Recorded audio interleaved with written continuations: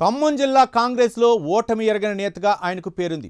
కష్టకాలంలో పార్టీ వెన్నంటే ఉండి ముందుకు నడిపించిన నాయకుడు.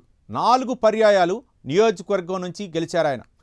బీఆర్ఎస్ నుంచి సరైన లీడర్ లేకే ఆ కాంగ్రెస్ సీనియర్ నాయకి తిరుగు లేకుండా పోయిందన్న వాదన కూడా ఉంది. అభివృద్ధి మంత్రంగా నియోజకవర్గంపై తనదైన ముద్ర వేసుకున్నారా? ఆ లీడర్ కంచుకోటను బద్దలు కొట్టడం రాజకీయ ప్రత్యర్థులకు ఎందుకు సాధ్యం కావటం లేదు? Let's watch.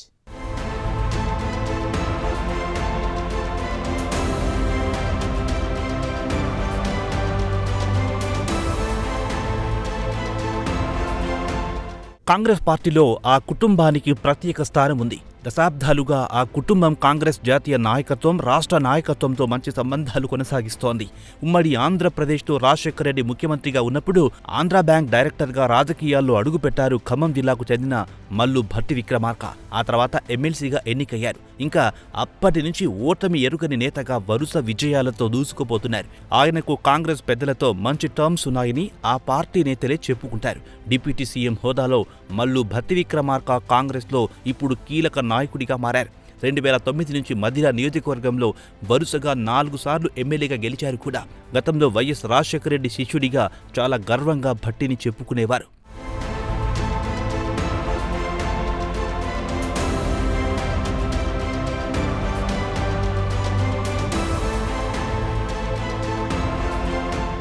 తెలంగాణ రాష్ట్ర సాధన తర్వాత అసెంబ్లీలో భట్టి కాంగ్రెస్ శాసనసభాపక్ష నేతగా ఉన్నారు. అయితే ఆ సమయంలో కాంగ్రెస్ నుంచి గెలిచిన ఎమ్మెల్యేలు బీఆర్ఎస్ పార్టీలో చేరారు. అప్పుడు వారిని అడ్డుకోవడంలో భట్టి విఫలమయ్యారనే ప్రచారం ఉంది. ఆ తర్వాత అసెంబ్లీలో కాంగ్రెస్ ప్రధాన ప్రతిపక్ష పాత్ర కూడా పోషించలేకపోయింది. ఇది భట్టి నాయకత్వ వైఫల్యమేనని ప్రచారం జరిగినా అధిష్టానం ఆశీస్సులతో తెలంగాణ కాంగ్రెస్లో భట్టి కీలకంగా మారారు. ఎన్నికలకు ముందు పాదయాత్ర చేసి కాంగ్రెస్ విజయానికి తన వంతు పాత్ర పోషించారు. దీంతో అప్పటి వరకున్న ఫీలింగ్ పోయి భట్టి ది గ్రేట్ అన్నట్టుగా కాంగ్రెస్లో కీ లీడర్గా అయ్యారు.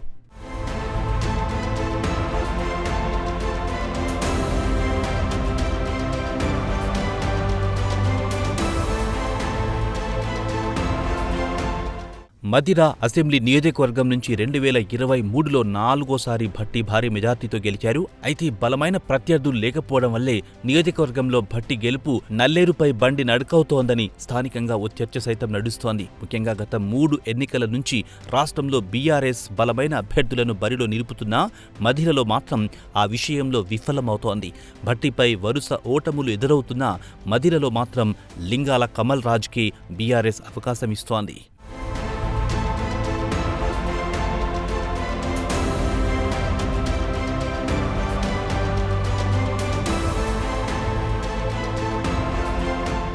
కమల్ రాజ్ 2009, 2014లో సిపిఎం నుంచి పోటీ చేసి భట్టి చేతిలో స్వల్ప తేడాతో ఓడిపోయారు. ఆ తర్వాత 2018, 2023 ఎన్నికల్లో బీఆర్ఎస్ నుంచి బరిలో దిగిన భట్టిపై ఓడిపోయారు. కాంగ్రెస్ పార్టీ కీలక నేతను ఢీకొట్టే సత్తా ఉన్న అభ్యర్థిని బీఆర్ఎస్ ఎందుకు బరిలో నిలపడం లేదన్న ప్రశ్నలు సైతం వినిపిస్తున్నాయి.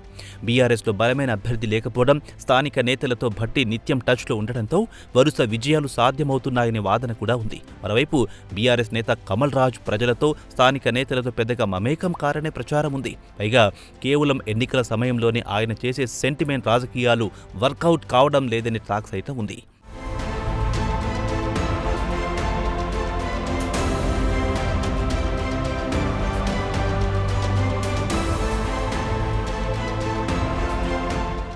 అధికారంలో ఉన్నా, ప్రతిపక్షంలో ఉన్నా అభివృద్ధిలో ముందుంటారనే సానుకూలత భట్టిపై ఉంది. డిప్యూటీ సీఎం కావడంతో భట్టికి ఎదురు లేకుండా పోయింది.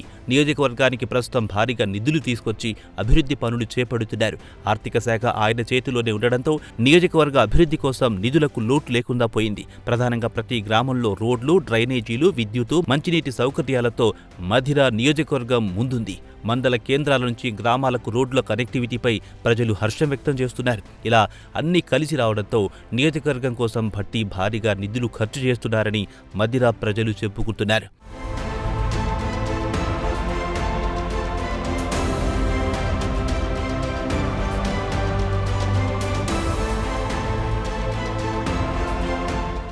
2.5 ఏళ్ల ముందే 5వ విజయానికి భట్టి లైన్ క్లియర్ చేసుకుంటున్నారు. ఒకవేళ నియోజకవర్గాల పునర్విభజన జరిగినా ఇబ్బంది లేకుండా తన పరిధిలో ఉన్న అన్ని ప్రాంతాల్లో సమానంగా అభివృద్ధిపై డిప్యూటీ సీఎం ఫోకస్ పెట్టినట్టు తెలుస్తోంది. అయితే వచ్చే ఎన్నికల్లో అయినా భట్టి విక్రమార్కకు ధీటైన అభ్యర్థిని బీఆర్ఎస్ బరిలో నిలబెడుతుందా అన్న చర్చ అయితే ఉంది. మళ్లీ కమల్ రాజుకేనా ఈసారి కొత్త వారికి అవకాశం ఇస్తుందో చూడాలి. అన్నిసార్లు అవకాశం దక్కినా గెలవని నాయకుడిపై పార్టీ కూడా కొంత అసంతృప్తిగానే ఉన్నట్టు చెబుతున్నారు. మరి గట్టి పోటీ ఇచ్చే అభ్యర్థి కోసం బీఆర్ఎస్ వేట ప్రారంభించి మదిరలో భట్టీకి చెక్ పెడుతుందో లేదో చూడాల్సిందే.